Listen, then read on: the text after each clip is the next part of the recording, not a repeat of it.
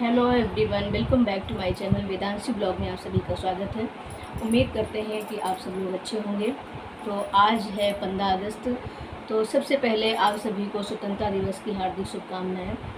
और आज आपसे बहुत सारी बातें करनी हैं, लेकिन आप समझते हैं कि मैं हाउसवाइफ होके और बच्चों के साथ, फैमिली के साथ ब्लॉगिंग करना बहुत ही मुश्किल होता है मेरे लिए। लेकिन आज मैंने सोचा कि आज आपसे कुछ बातें की जाएं, थोड़ी सी पुरानी बातें, अपनी पिछली बातें। तो शाम को सोचते हैं कि ब्लॉगिंग करेंगे, और जैसे ही प्रातःकालीन होता है तो सारी दिनचर्या, इसका टिफ़िन लगाओ, उसका टिफ़िन लगाओ, और ये करते करते कब शाम हो जाती है पता ही नहीं चलता है। और दूसरी बात ये है कि आप जैसे जानते हैं शॉर्ट वीडियो में कि मैं थोड़ी सी पढ़ाई भी करती हूँ अपनी। अब उसका मैं वीडियो डालती हूँ, लेकिन मैं इस पर डिटेल से बात नहीं करना चाहती, क्योंकि फिर यूट्यूब में बहुत सारी बातें हो जाती, क्या हुआ क्या नहीं हुआ। तो जैसी प्रगति होगी वैसी आपको ज़रूर पता चलेगी, आपको अपडेट मिलती रहेगी। लेकिन आज थोड़ी सी बातें हम 15 अगस्त पर कर लेते हैं कि आज 15 अगस्त है और हम उन शहीदों को याद करते हैं जिन शहीदों ने हमारे देश के लिए अपने प्राणों को न्यौछावर किया। ये बात हमने मुँह से कह दी, लेकिन इस बात को समझना और फ़ील करना एक अलग बात होती है। मुझे याद है कि बचपन में जब हम लोग भाषण दिया करते थे, तब तो मुझे याद है कि चौराहे में भाषण दिए जाते थे। हम लोगों ने चौराहे में भाषण दिए हैं और भीड़ लग जाती थी, जनता सुनती भी थी। लेकिन उस समय इतनी समझ नहीं थी, इतनी सोच नहीं थी, बस भाषण याद कर लिया, गाना गा दिया, हो गया।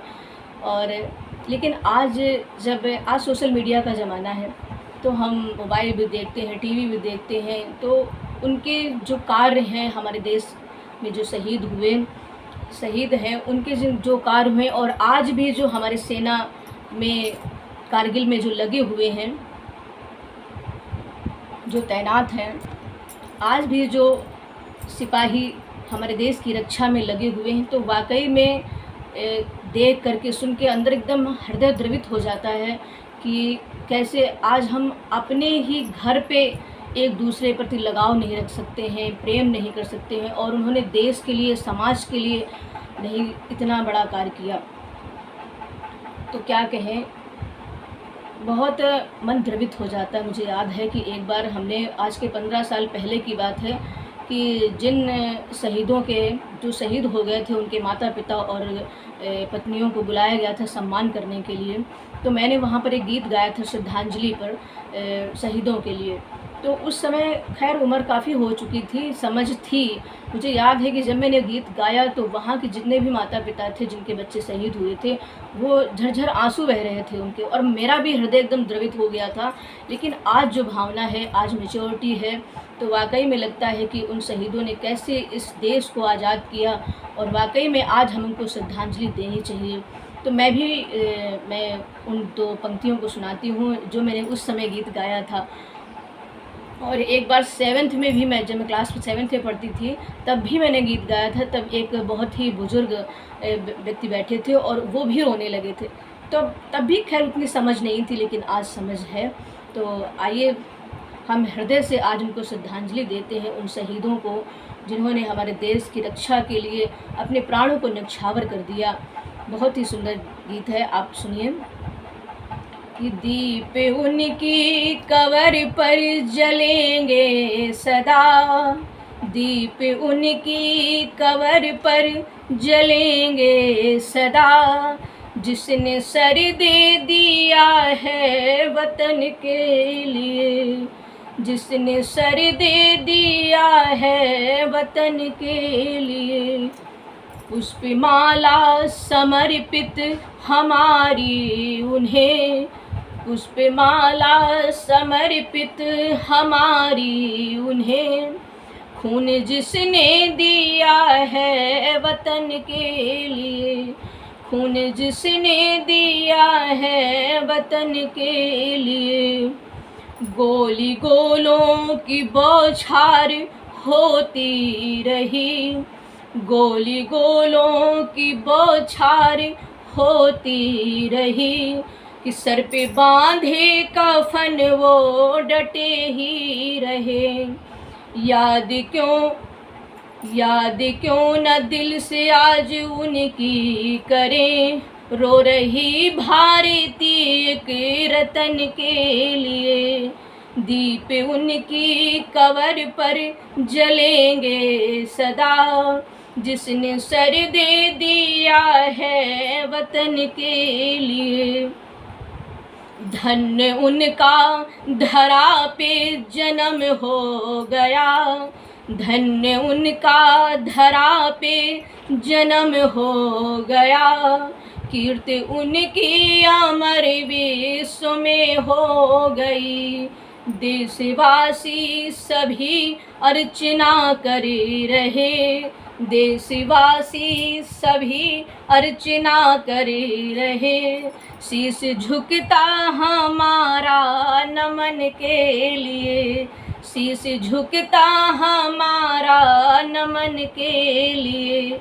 दीप उनकी कबर पर जलेंगे सदा, जिसने सर दे दिया है वतन के लिए, जिसने सर दे दिया है वतन के लिए। जय हिंद। बहुत सारे गीत गाए हमने, बहुत दूर दूर जा कर के गाए, लेकिन आज हाउस वाइफ होकर के ऐसा लग रहा है कि अपनी लाइफ में कुछ किया ही नहीं है। बिल्कुल सिमट के रह गए हैं, सुबह से शाम कब हो जाती है पता नहीं चलता है। तो आज हम इन शहीदों को श्रद्धांजलि देते हुए और भी आपसे बहुत सारी बातें करनी हैं, लेकिन सारी बातें आज नहीं, फिर दूसरे ब्लॉग में करेंगे। बहुत सारी बातें करनी है, त्यौहार भी आ रहे हैं और पढ़ाई भी करनी है। जैसा कि आपको पता है कि मेरा जो री एग्ज़ाम है वो 30 तारीख को लगा हुआ है और बीच में ये त्यौहार आ गए हैं, तो इन त्योहारों से पढ़ाई कितनी डिस्टर्ब हो जाती है। आज बहुत ही मतलब घबराहट हो रही थी, उलझन हो रही थी, जैसा कि होता है पेपर के पहले कि कैसे पेपर देंगे, क्या होगा, लेकिन देखते हैं कैसे होता है, सब मैनेज करते हैं। कभी घबराहट होती है, कभी मन को शांत करते हैं और ऐसे करते हुए, क्योंकि परिवार में रह कर के रिश्ते भी निभाने हैं, फैमिली को भी देखना है, सब कुछ मैनेज करना पड़ता है। इन रिश्तों से हम भाग नहीं सकते। जो ये रिश्ते जोड़े गए हैं, तो अगर हम आज रिश्ते से भाग जाएंगे, कल ये रिश्ते टूट जाएंगे। और कुछ लोगों की धारणा ये होती है कि अगर रिश्ते ख़राब होते ना तो मन में बड़ी बेचैनी होती। मेरे साथ ऐसी ही समस्या है कि अगर मुझसे कोई नाराज़ हो जाए, कोई दुखी हो जाए, तो ऐसा लगता है कि ऐसा कुछ करे ताकि ये खुश हो जाए। मेरे साथ ये समस्या है, तो मैं फैमिली को नहीं छोड़ सकती हूँ और इसी फैमिली के साथ ही रह कर के पढ़ाई करती हूँ। और मैं ब्लॉगिंग बहुत ही कम कर पाती हूँ, क्योंकि सबसे समस्या होती है डाटा की। मेरा डाटा खर्च हो जाएगा तो मैं पढ़ूँगी कैसे। और दूसरी बात, एडिटिंग करने में भी टाइम लगता है मुझे कभी, क्योंकि अभी मुझे दिक्कत होती है अकेले, मैं एडिटिंग नहीं ज़्यादा कर पाती हूँ और सब डाटा बहुत खर्च हो जाता है। वो लगता है कि वो समय मैं पढ़ाई में लगा दूँगी और वो डाटा में लगा दूँगी, क्योंकि जो कुछ पढ़ना है यूट्यूब से ही पढ़ना है मुझे। तो फिर आपको जल्दी जल्दी मैं ब्लॉगिंग करूँगी, कोशिश करूँगी, क्योंकि अब त्यौहार आ रहे हैं और ब्लॉगिंग करने के लिए कोई मुद्दा भी होना चाहिए, कोई मैटर होना चाहिए। अब सुबह से यही पढ़ाई और चौका बर्तन ये दिखाना कोई मुद्दा नहीं है, ये तो सब कोई करता है।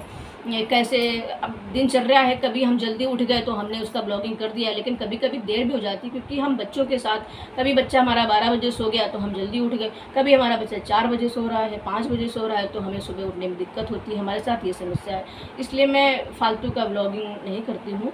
ऐसा नहीं है कि बहुत लोग करते हैं तो वो लोग मैनेज करते होंगे, ऐसा नहीं है, लेकिन मुझसे थोड़ा सा जो मैनेज हो पा रहा है, जो हो रहा है, वो मैं आपके सामने बता रही हूँ। मैं 24 घंटे नहीं पढ़ पाती हूँ, पर यह है कि 5-6 घंटे तो मुझे पढ़ना ही होता है, चाहे रात को पढूँ, चाहे दिन में पढूँ, चाहे जैसे, लेकिन 5-6 घंटे मुझे पढ़ना है। ये तो मैंने काफ़ी यूट्यूब से देख करके, जो बहुत लोग ब्लॉगिंग करती हैं, हमारी जो बहनें हैं, तो उससे बहुत ही मतलब मोटिवेशन मुझे मिला है कि नहीं, अपने आप को कैसे मैनेज करना है, कैसे टाइम निकाल, कुछ भी करो आप, कितने से भी काम करो, आप दूसरे काम को थोड़ा सा साइड में कर दो। जो काम ज़रूरी है पहले वो करो। नियम से काम नहीं हो सकते हैं भाई, कि नियम से पूरे काम हो जाएंगे और पढ़ाई भी हो जाएगी, बच्चे भी हो जाएंगे, ये सब नहीं हो सकता है। तो मैं ऐसे ही मैनेज करती हूँ। और जैसे ही अभी आगे भी त्यौहार आ रहे हैं तो न्यू मैं ब्लॉग में आपके साथ करूँगी, क्योंकि थोड़ा सा ये भी करना ज़रूरी है, क्योंकि जब इस मंच पर, यूट्यूब के मंच पर उतर आए हैं तो थोड़ा सा बताना ज़रूरी, मुझे ऐसा लगता है, क्योंकि लोग करते हैं पढ़ाई भी करते हैं, काम भी करते हैं, सब करते हैं, ये भी मेरा एक काम है, तो मैं करती हूँ। तो इसी के साथ मैं अपनी वाणी को विराम देती हूँ और मिलते हैं नेक्स्ट ब्लॉग में। तो मैं इस ब्लॉग को यहीं पर एंड करती हूँ। तब सबके लिए सबसे स्वतंत्रता दिवस की हार्दिक शुभकामनाएँ और सबको नमस्ते।